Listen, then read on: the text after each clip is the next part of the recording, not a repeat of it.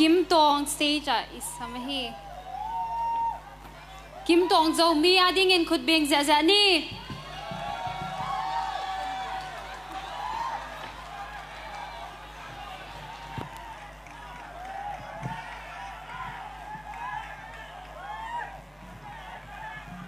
Hello idam takia ke kamin pen Kim Tong zo mi hi na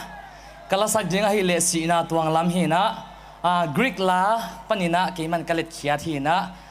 tunina ka fashion hi le tu sun nai thum khonga nai ni le nai thum ke ka khonga ke ma ka khu hi ke ma design hi lungdam e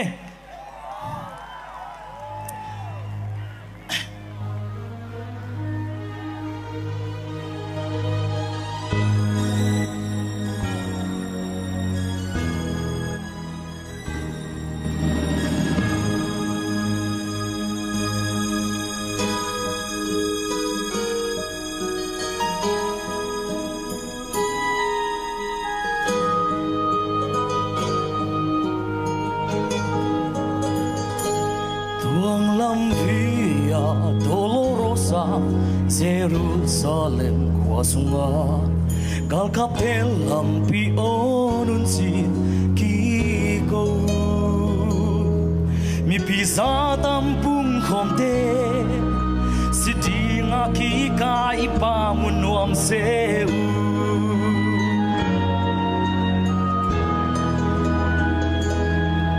anung sanga fuang na hanga ul sisan tui bang lua alua ling luku khusak lai lai haksan na khem peute thuakin asina kalvari lam zuanin pai tuang lam via dolorosa katau pan sing lam te pua tau paseisu Messiah ikumpi pa tua lo te lim dangom tua lo mo mai na ti nang le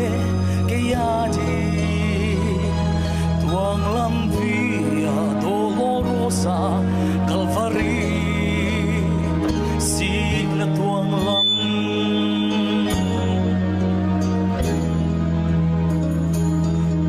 lam via dolorosa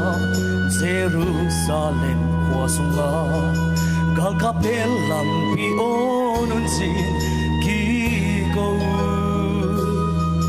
mi pisa tampung khomte sitinga ki kai pa munuam seu tuang lam via dolorosa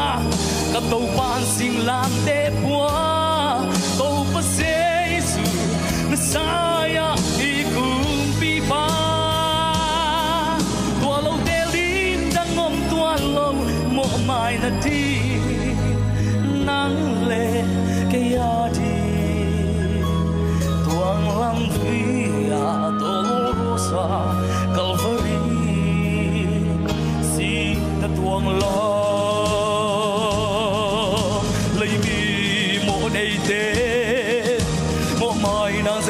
si san Jerusalem lang zuanin ahong pai ta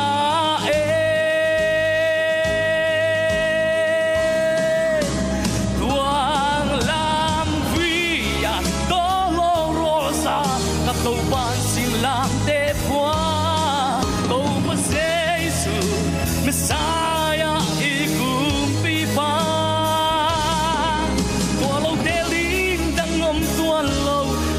mai na ti nang le ke ya di tuang lam via dolorosa Calvary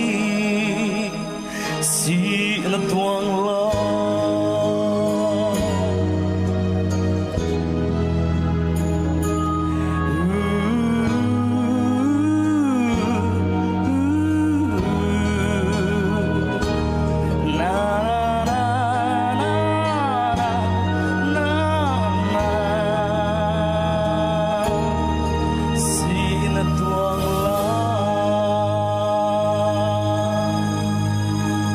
jame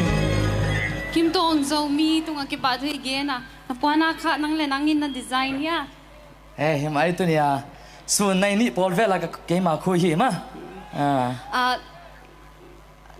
Superman Batman te bang hituan aga chi dek le ala sakto apuana design ka kito ka sama ma hi